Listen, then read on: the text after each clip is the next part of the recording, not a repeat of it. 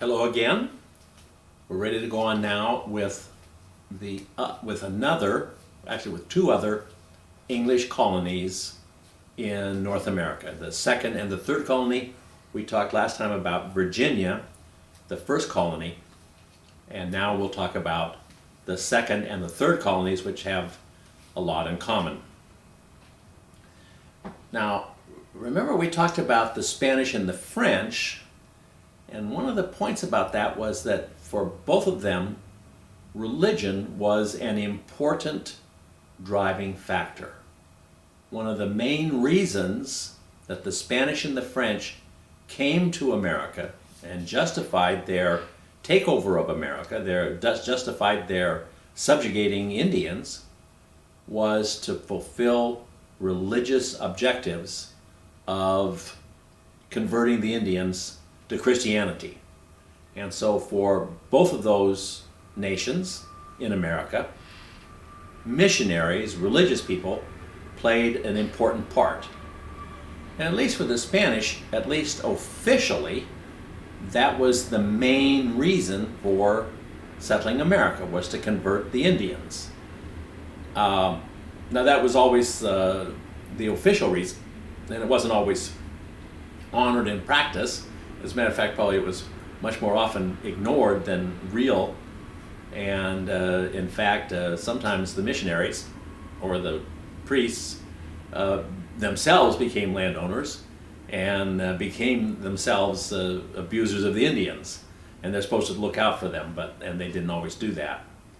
But at least on paper, although this was more often ignored than followed, but at least on paper, the whole reason for settling America for the Spanish and the French was to convert Indians.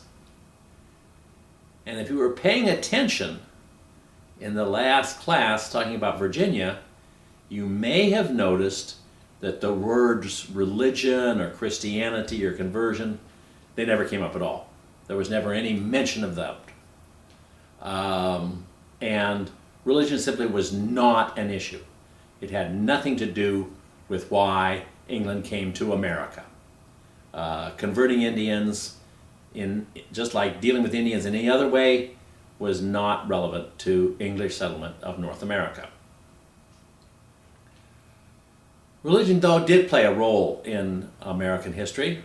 It's a little bit different from what the Spanish and the French did. This is not a story of people coming over as missionaries to convert Indians, but we do have to understand the role of religion in settling America, because religion was not relevant in Virginia, but it's going to be crucial for the two colonies we'll talk about today. So we need to understand a little bit about religion. Now, I don't have a lot of time to go into all of the religious stories, and it's always frustrating for me that I don't have enough time to really talk about this. But so I keep it fairly simple. I'm going to keep it very general, very superficial, but just to give you a brief overview of what you should get out of this about religion. Now, as of say 1607, 1600, when the English starting to settle America, everybody in Europe, all Europeans, were the same religion. They were all Christians. Europe had only one religion in all parts of it. Maybe some places down in Southeast Europe there were some Muslims, but most of Europe, and certainly Western Europe, certainly the Europe that is going to be involved in our study of America, everybody's a Christian. But the issue is that within Christianity, there were enormous divisions, extremely polarized views of what Christianity was all about. And there are many different, what I call versions of Christianity. There's all kinds of different people, all of them claiming to be Christian, but with radically different ideas about what it meant, and with a great deal of hostility towards people who don't accept their view of it. So there's a lot of religious controversy, a lot of religious division. It's all within Christianity. It's not Christian versus other religions. It's Christians versus Christians. And there's just an intense thing, and it's very complicated, and it's very hard to figure out. There's all kinds of small groups and so forth. As I say, I'm just going to give you a very brief overview of it. For a lot of years, Christianity, at least in Western Europe, was based in Rome. And the whole Christian religion, at least of Western Europe, was under the control of the Pope, who was based in Rome. So we can call this Roman Christianity. And the Pope ran all of Christianity. But around the 1520s or whatever, 1530s, many Christians began charging that the Pope was misinterpreting Christianity, that his ideas and the things he was doing were not consistent with the Bible and with the words of Jesus Christ. So there's a lot of dissension and a lot of disputes and rejections of the Pope's leadership and the way he was running Christianity. There were two prominent leaders of the opposition, people who protested against what the Pope was doing, so they became called Protestants or Protestants. The two big figures in that were a German priest named Martin Luther, who eventually had a lot of influence in Northern Europe. Much of what were the Scandinavian countries, in fact, adopted Luther's version of Christianity as the correct one, rejected the Pope. Luther also had influence in much of northern, what is now Germany. There was no country of Germany, there were just a bunch of different principalities. But within that area, Luther's ideas had a lot of influence, and many people accepted Luther's version of Christianity as the correct version and rejected the Pope's version. And those people were called Lutherans. Another leader of the opposition was a guy named John Calvin, who was actually French, but for various complicated reasons left France and spent much of his career preaching in Geneva in Switzerland. And Calvin had his also ideas of why the Pope's version was wrong. And his version caught on, and actually caught on in France, but it was very complicated because the French monarchy sometimes accepted it and allowed it to go and then changed their mind and kicked it out. That's another story. Calvin had a lot of influence in Switzerland, and he had influence in what we sometimes call the Low Countries, modern day countries of Netherlands and Belgium and Luxembourg. And that area around in there was very much affected by Calvin's ideas. And even in many areas there, many of the local leaders adopted Calvinism as the official version of Christianity and also rejected the Pope. Now, just by contrast, both France and Spain, the two big countries that were really modern monarchies, they both remained loyal to the Pope. So then that leaves England. Well, England is a little bit more complicated. In England, by the 1530s, by the time that these Protestant ideas are catching on in Europe, either in parts of Europe where Luther's ideas are prominent, other ideas where Calvin's ideas are prominent, the king at that time was a guy named Henry VIII. This, remember, is the 1530s. And Henry VIII was convinced that the Pope was right. He firmly rejected the ideas of both Luther and Calvin or all other Protestant ideas.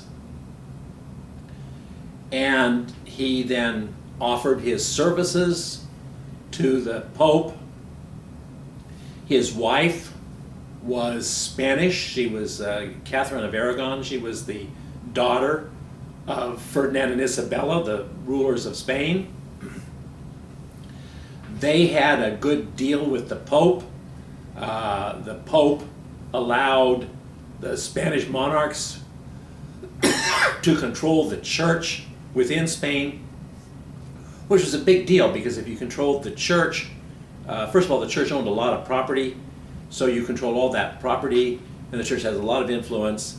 And within Spain, the Pope and the monarch, and it changed from Ferdinand and Isabella to their successors, but the Pope had a close relationship with the king, and they worked together to keep Spain a good Catholic country. And Henry wanted to do the same thing in England. After all, his wife, his in-laws are all Spaniards, and he wants to be like them. And he wants to have this close relationship with the Pope because he wants to have access to all of the wealth that the church generates, and he wants to have control of that in the same way that his in-laws had control of all the wealth of the church in Spain. So he wants to have a cozy relationship with the Pope. And it didn't work. The Pope wouldn't give him the same relationship that it gave to his in-laws in Spain. And so Henry is facing a problem there, that he, as far as religion is concerned, he's on the side of the Pope. He's like other Romans. Many of you are familiar with the word Catholic. He's like Roman Catholics who reject all of these Luther and Calvin ideas. He's certainly on their side, and that puts him on the side of the Pope, but he's frustrated because the Pope won't give him the kind of power and influence that he wants. And that's a real problem.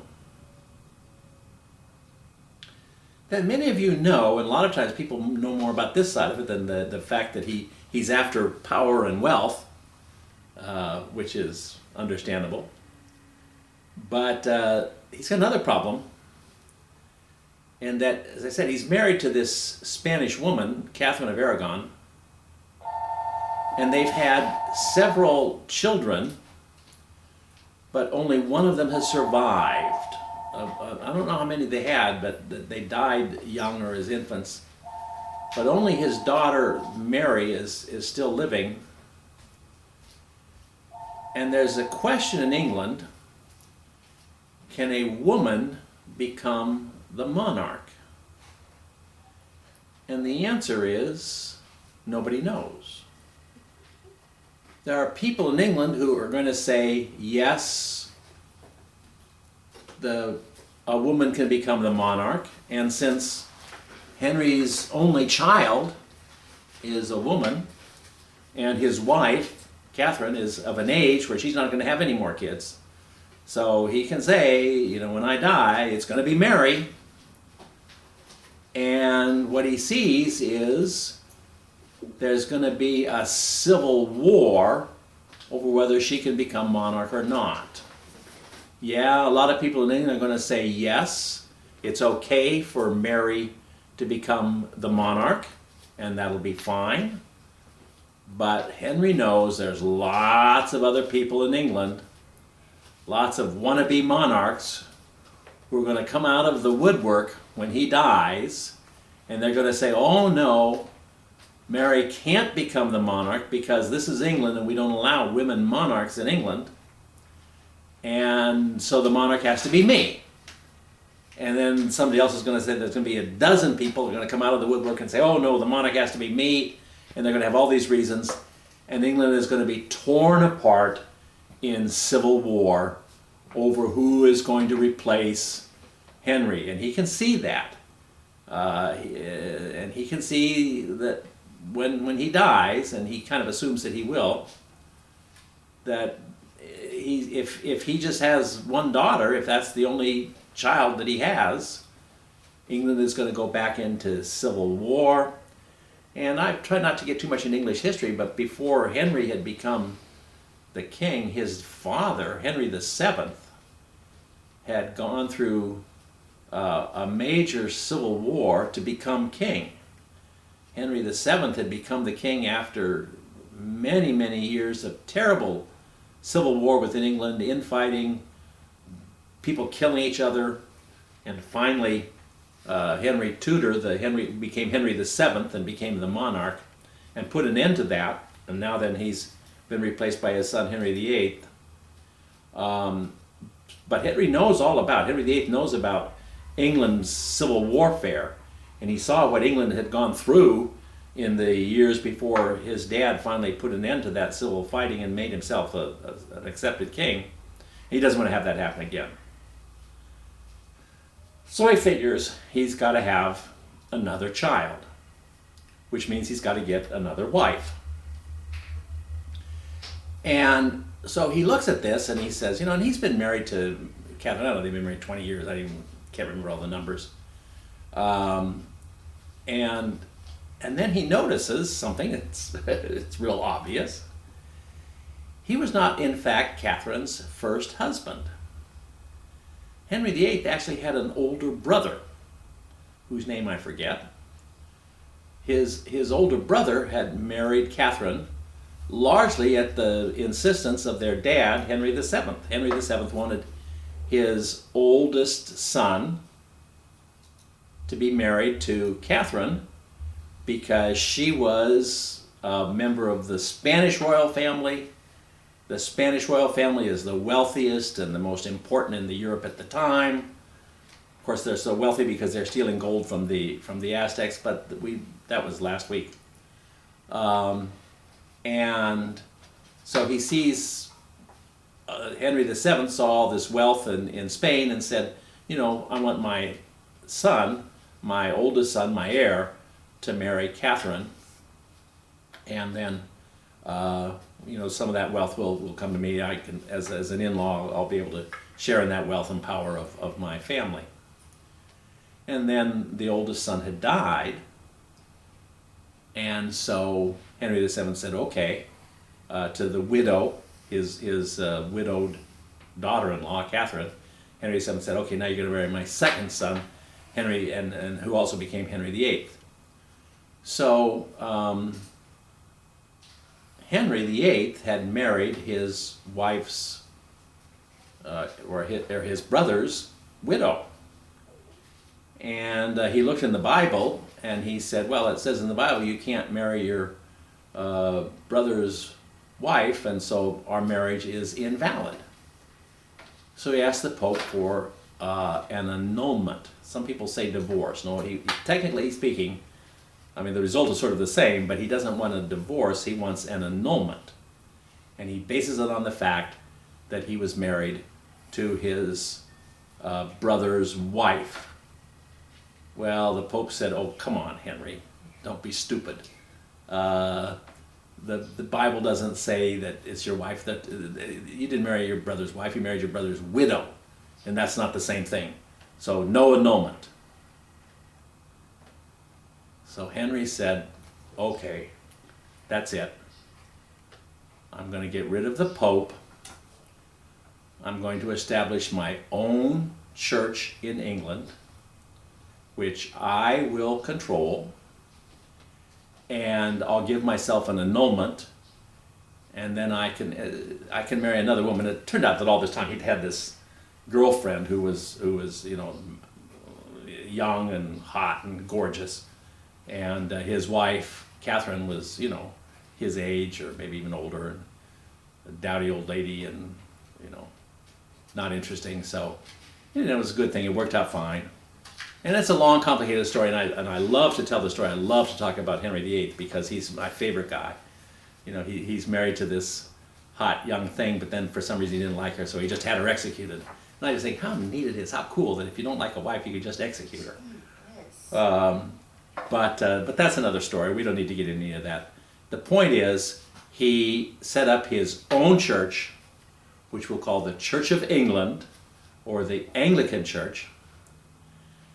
And the key reason was to acquire the wealth and the power of the church in England. At the time that he did this, the church had become what had been the Catholic Church under the Pope. It had become the largest single landowner in England. There were many times when people would die, people who owned property, had no children, for one reason or another, they would leave their property to the church.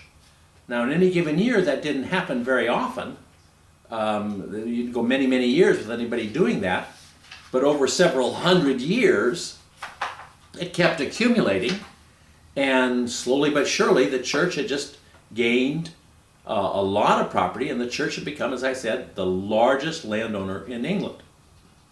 So sometimes people focus on the fact that he wanted to get this annulment from Catherine so he could marry his girlfriend, Anne Boleyn. But really what he wants to do is to get control of all of that land in his hands and the power that comes with it. So that's why Henry removed the Pope from control of the church in England.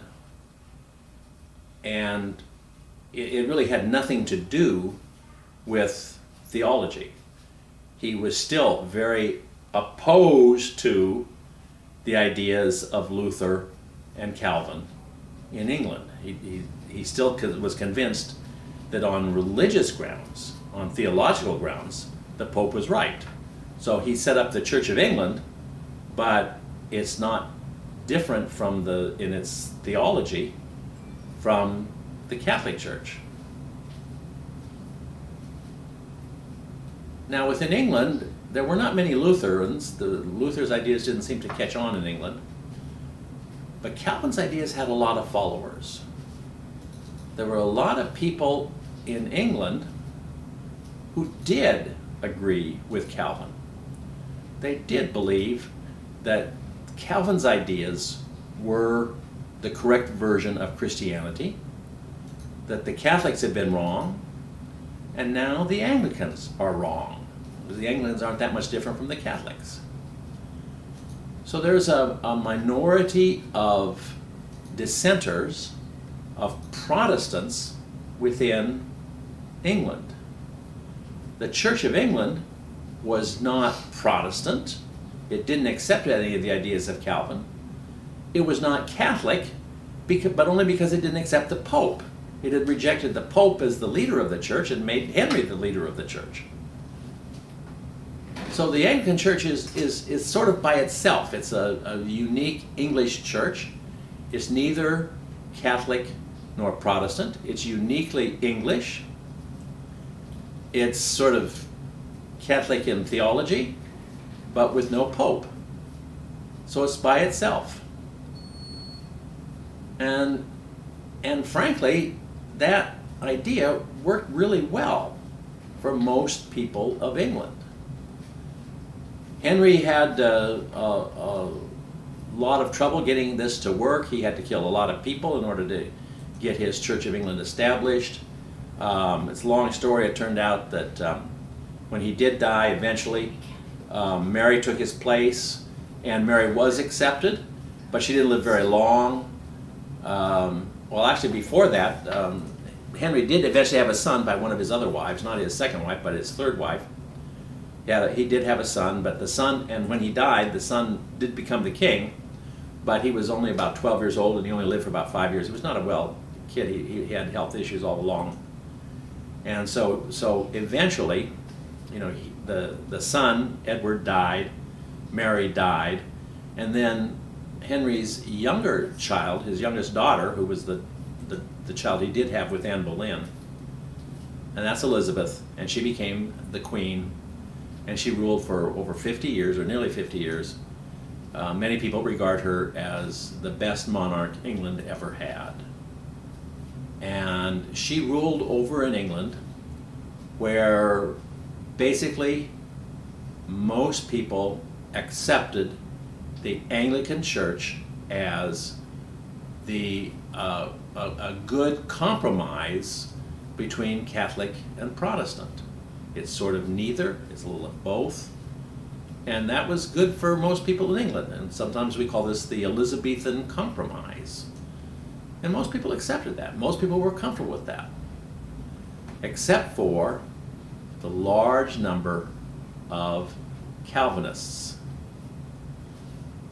A smaller number of Catholics remained true to Catholicism, but their numbers were small, and they were mostly poor people and not very influential. But among the Calvinists were a number of people who were well educated, a number of successful merchants, adopted their own view of religion and decided that Calvinism was the correct version of Christianity. At Cambridge University, one of the major universities in England, many of the faculty who were training priests, I mean, a big function of the Cambridge University was to train priests for the Catholic Church, and many of them were in fact in their own beliefs and in their own teaching and the way they interpreted Christianity, the way they taught it. They were Calvinists. And so Cambridge University became kind of a hotbed of Calvinist dissent. And so the Calvinists had some influence within England. Now they're totally overnumbered and overshadowed by the true Anglicans, but there's a really interesting minority within English religion. And we call these people, they're the Calvinists, you could call them the Calvinists.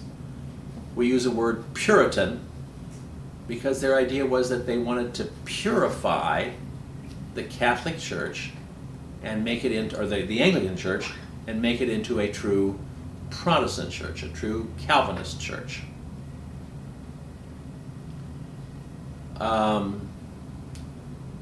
Among the Calvinists who were sort of there within the Anglican system was a pastor named John Robinson in a small town in England called Scrooby. This little town, the area around Scrooby was predominantly middle-class farmers. There are parts of England where there's, just a couple of big estates, and the whole countryside is just run by, a handful of rich guys. But there's other places of England where it's much more common to have family farmers, and that was true of the area around Scrooby. And their pastor, although officially he's a pastor within the Anglican Church, he was in his own beliefs, in his own preaching, his own teaching. He was a graduate of Cambridge University, and he had picked up Calvinism there, and so he was preaching Calvinism. He was preaching Calvinist doctrines. And people liked it. They liked him. They agreed with him. This has become kind of a little village within the great mass of English Anglicanism. This is a little outlet of Calvinist ideas. And there's others around, but this happens to be one that's of historical importance. Around 1600, the people of Scrooby became concerned that their pastor was threatened. He was, after all, teaching ideas that were contrary to Anglican belief, and he's supposed to be an Anglican priest. And they were afraid he was going to be removed. They were afraid they were going to take away him and replace him with that the hierarchy of the Anglican Church is going to replace Pastor Robinson with a devoted Anglican, and they don't want that. And so around 1600, a group of them decided they want to leave. They want to go someplace else where they can be Christians, but where they can practice Christianity the way they think you're supposed to practice it, which is according to Calvinist ideas. So this is around 1600. And so the question is, where are they going to go? Well, many of you say the obvious answer, well, they want to go to America. Well, remember, as of 1600, there are no English colonies in North America. There have been several attempts at establishing colonies, but they have all failed, and some of them disastrously so. Some of them with everybody being killed, everybody disappearing, and families being killed.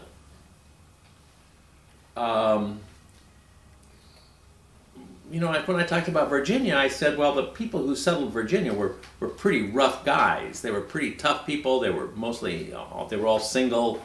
They were real adventurers. They were real strong, independent people. That's not what we're talking about here in Scrooby. We're talking about family people. We're talking about men who are simple farmers and have a family, and they don't want to go to America. They would be the first colonists, and they don't want to take that responsibility and risk. They're looking for a safer alternative. Well, the safer alternative was the Netherlands, which is one of those lowland countries where the established version of Christianity was, in fact, Calvinism. The Netherlands was a Calvinist country. So, these town folk in Scrooby, many of them, sold their land, and these are, you know, middle-class farmers who've got land, they've got assets, they can sell their land, they can get money. They moved over to the Netherlands, acquired some property there, acquired some farms from Dutch farmers, and settled down there, and were happy. Because there in the Netherlands, they could have churches that ran on Calvinist principles, which they believed to be the correct version of Christianity. So everything was fine. But the problem was, these are English people living in Dutch culture, living in the Netherlands. And all their neighbors and friends spoke Dutch. And their kids are growing up speaking Dutch and becoming Dutchmen. So after a couple of decades of life in the Netherlands, many of those people, not all of them, but some of them said, you know what?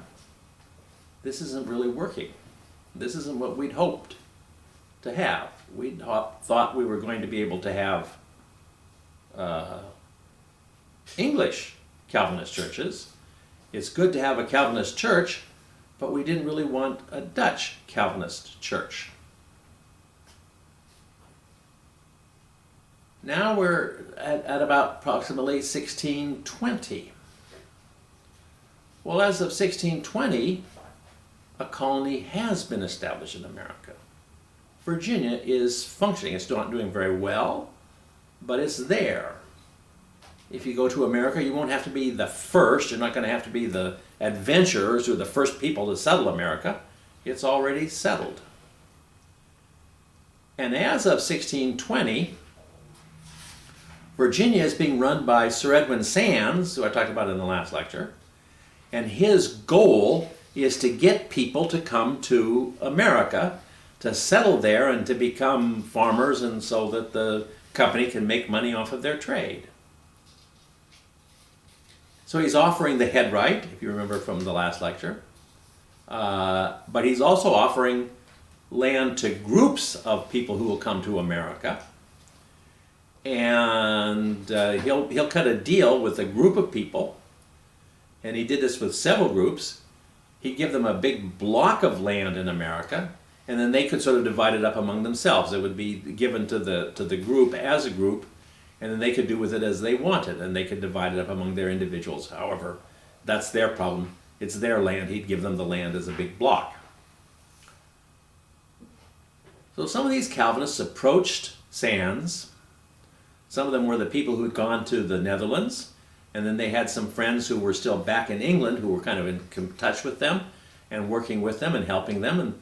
And they went to Sands and they cut a deal whereby Sands gave them a block of land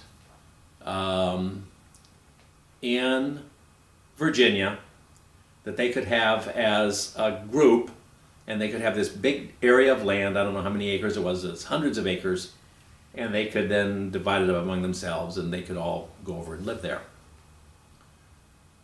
So a group of them, including some people from the Netherlands, including some people who were Calvinists who'd stayed in England but had decided to join them.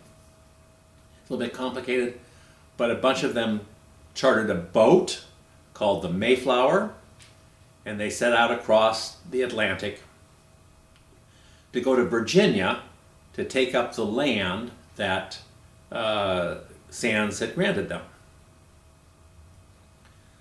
Well, they didn't make it. They didn't end up at Virginia. They ended up in what is now Massachusetts, hundreds of miles away.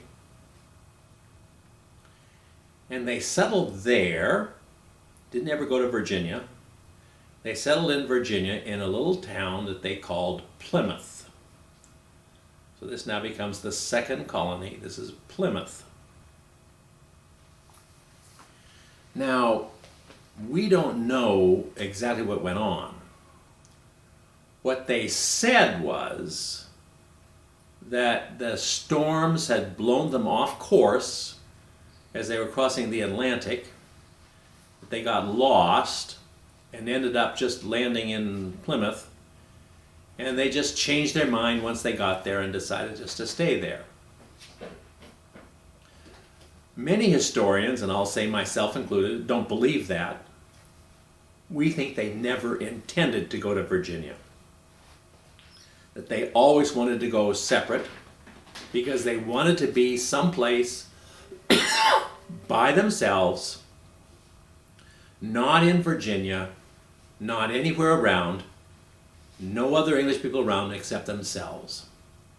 And they wanted to build a little community by themselves where they could live according to Calvinist principles.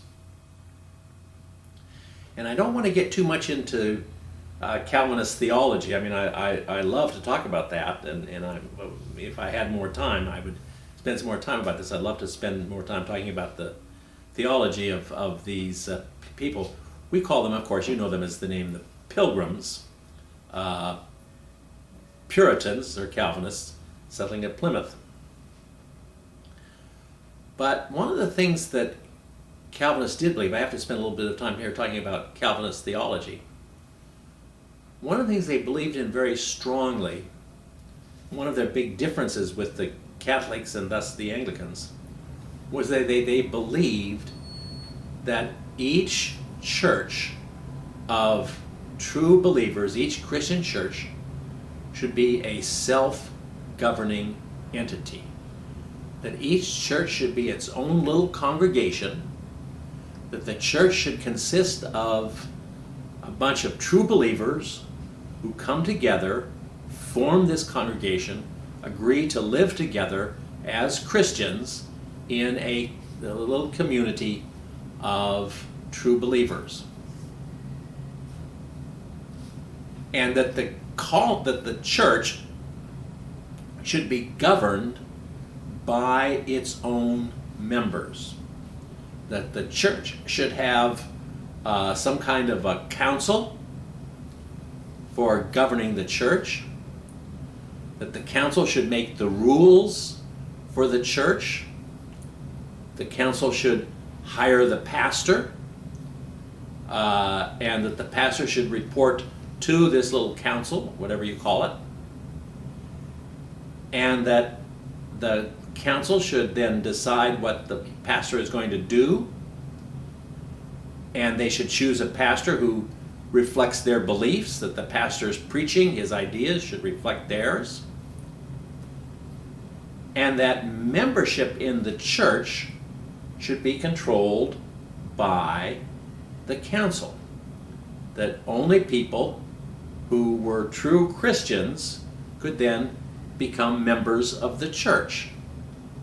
And the council, the existing members, should decide among themselves who was a true Christian and who could become a member of their church. So this council, whatever you call it, session, governing body, whatever, they would run the church and control the choice of the pastor, control church policy, and control church membership. And that membership should be limited to those people who could prove clearly that they were Christians, that they were true Christians. So to become a member of the church, you sort of had to go before the governing body, you had to go before the council, and spend a lot of time talking about yourself, your relationship to God, and try to show that you really are a Christian. There's no rules on this, there's no set policy, it's a very flexible thing. It's very much done on an individual basis. It's just to try to show through your own faith, your own belief, that you truly are a Christian. And that membership in the church should be limited to those who are true Christians. And the Calvinists then, with this insistence on this kind of congregational control, they rejected the Catholics. That was why one of the big things why they rejected the Pope, why they had broken away from the Catholic Church, because under the Catholic Church, the Pope ran everything. The Pope appointed the bishops hired the priests, the bishops assigned the priests, and the churches were all controlled by the bishop, and then the bishop all reported to the priest, to the Pope. So it was sort of a top-down hierarchical structure, and what the Calvinists believed in was sort of a bottom-up with control from the bottom, from the congregation.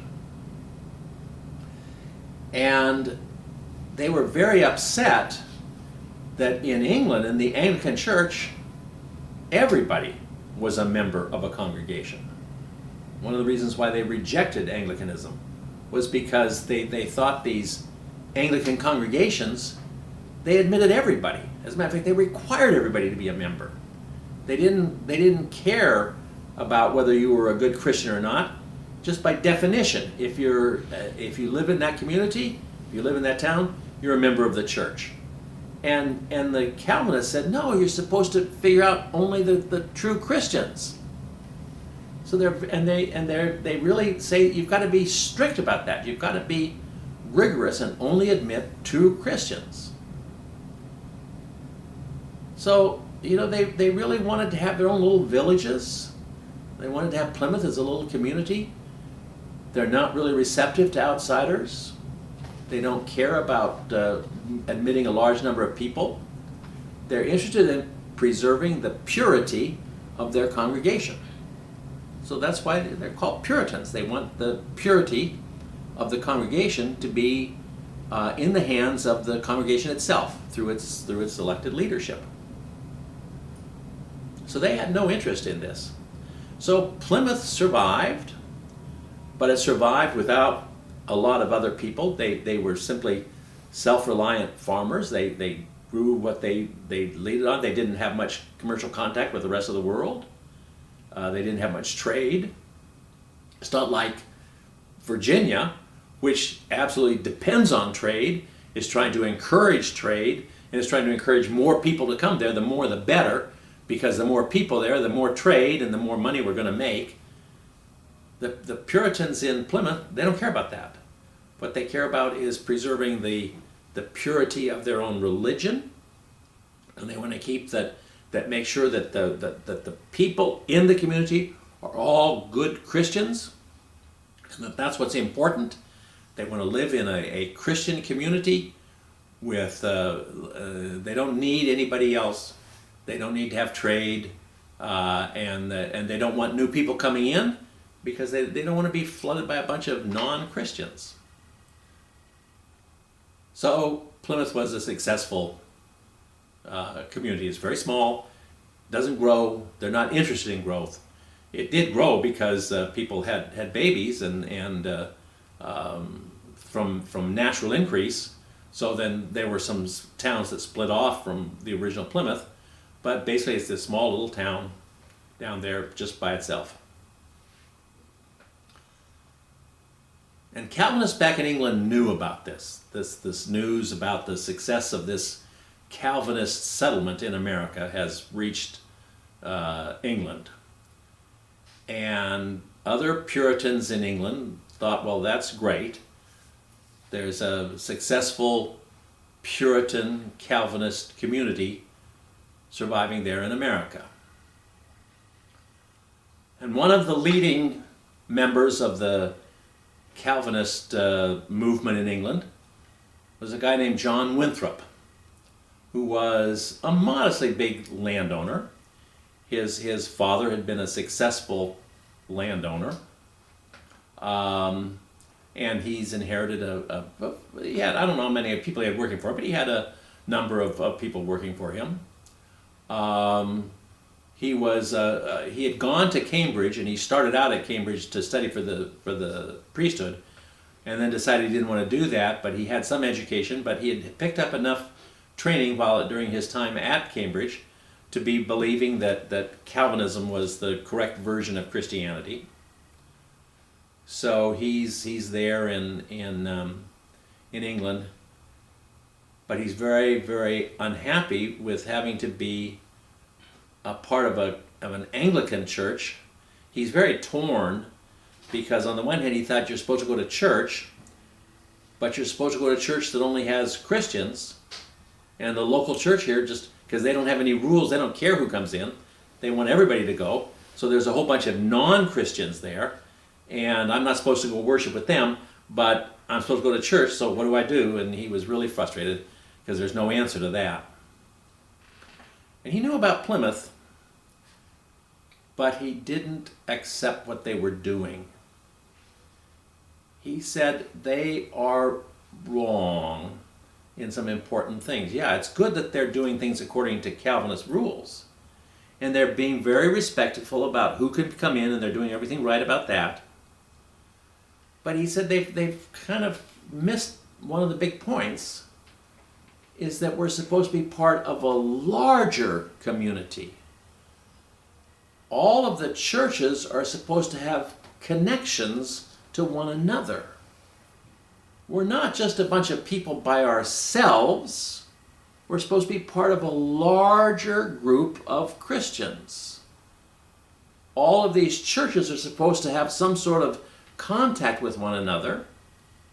And the guys in Plymouth they've gone over there and they don't care about anybody. All they care about is themselves.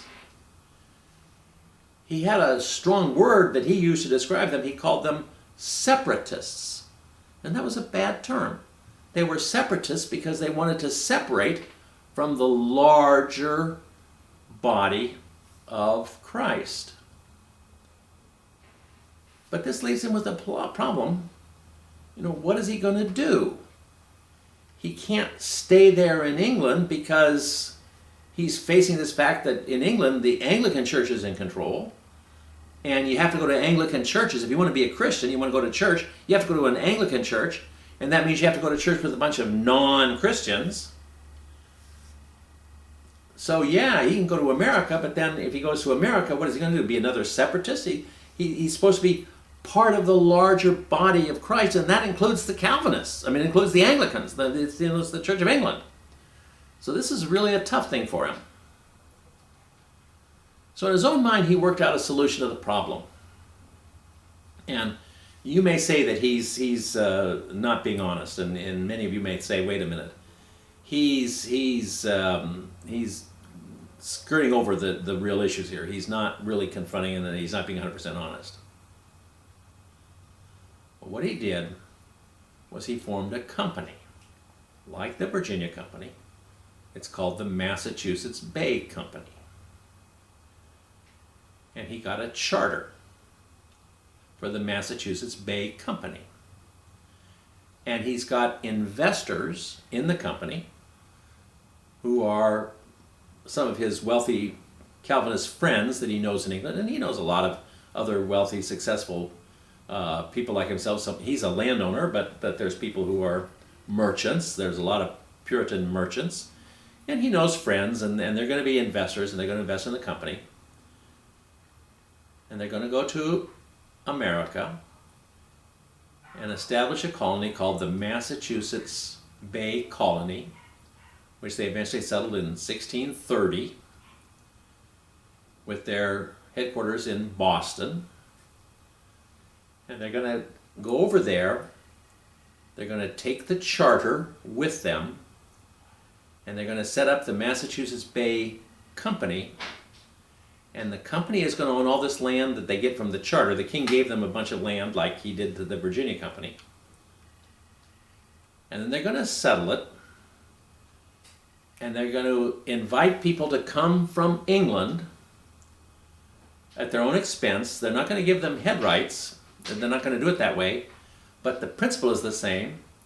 They're going to say you can come to Massachusetts Bay, but you have to form some sort of a church. You have to form a township, a group of people with your own church. The church is going to be the center of the town, but you're going to have a governing body for the church, and that governing body is going to get land from the company. The company is going to give the town land, and then the town is going to distribute it among members, and the members are all going to be members of the church, and they're going to be members of the town, and they're going to become landowners. And so that's the way he's going to run here at Massachusetts Bay. It's going to be like Virginia in that it's going to be a company, but it's not going to be trying to make a profit.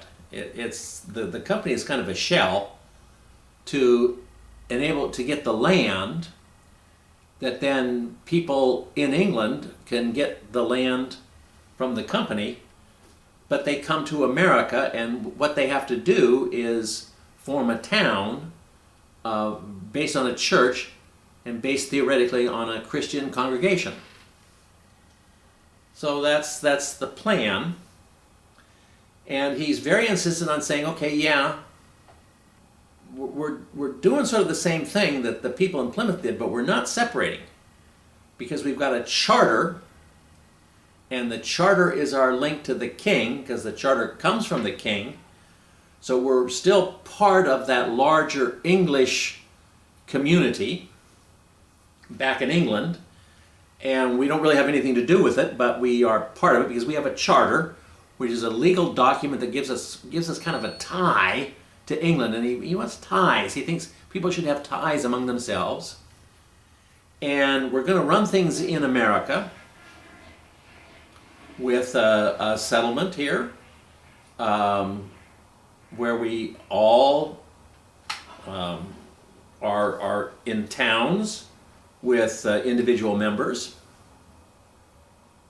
but everybody is a true member of the church, and but we're all tied together as part of the company. The company is kind of like a sheltering organization that provides a tie for us all to be part of this larger body. And then the company is tied to England, so we're part of the whole body of England. We're really just all part of England. We're not separating from England. We've still got that charter. That's our link to England itself. So he's running things in Massachusetts Bay, and in fact, in the 1630s and 1640s, he's very successful. Lots of people come to Massachusetts.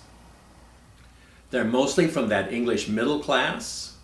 They're mostly people who come on their own expense.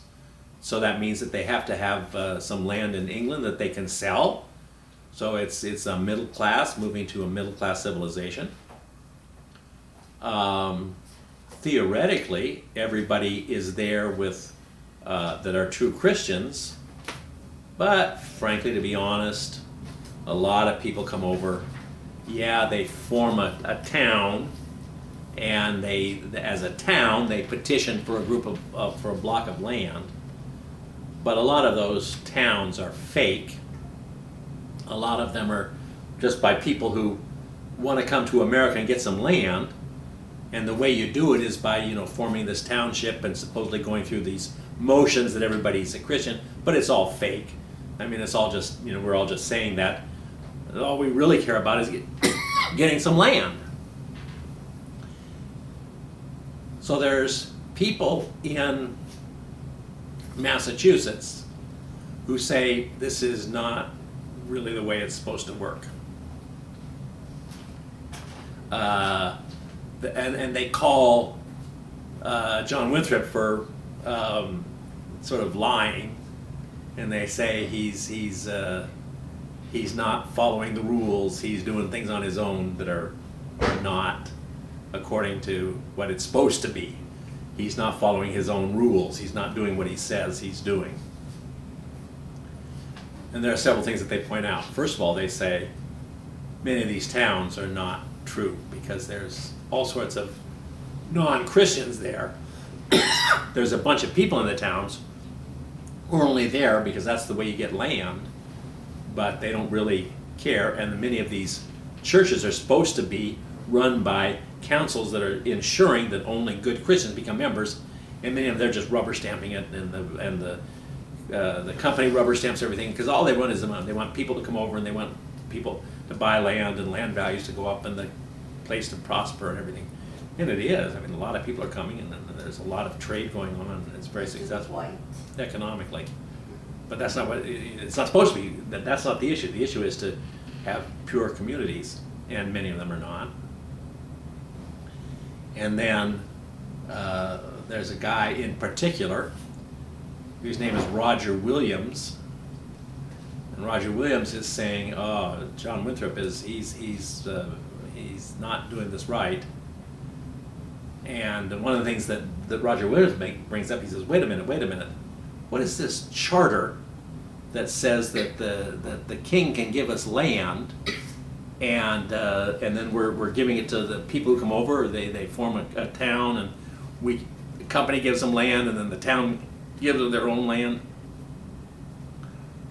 The land belongs to the Indians, and so the king can't do this. And so what Roger Williams is saying is that the charter is invalid because the king doesn't have power to give away land. He can't give away the land of the Indians. And so the charter is invalid, and then for Roger Williams that means the whole experiment is invalid because it all is based on the charter, which is our link to England, our tie to the mother country, and Roger Williams is saying that tie is fake, so that Roger Williams is threatening to undermine the whole experiment.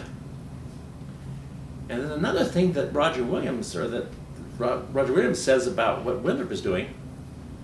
Winthrop says that as part of this whole community to have everybody tied together, the company and its officials, who are laymen, that they're people like himself. He's the governor. They need to supervise congregations to make sure that they all sort of stay on the same path. You're supposed to have, the congregations are supposed to be self-governing, but to make sure that they govern according to accepted rules, the company, the civilians, the government is going to kind of keep an eye on each individual congregation. And Roger Williams says that's a violation of God's will. He said you can't have the government overseeing a congregation. The congregations are supposed to be self-ruling. They're supposed to decide. They're not supposed to be responsible to anybody else. So he's saying this business of having the company is contrary to what pure Christianity is supposed to be. So there's a big dispute between Roger Williams and John Winthrop.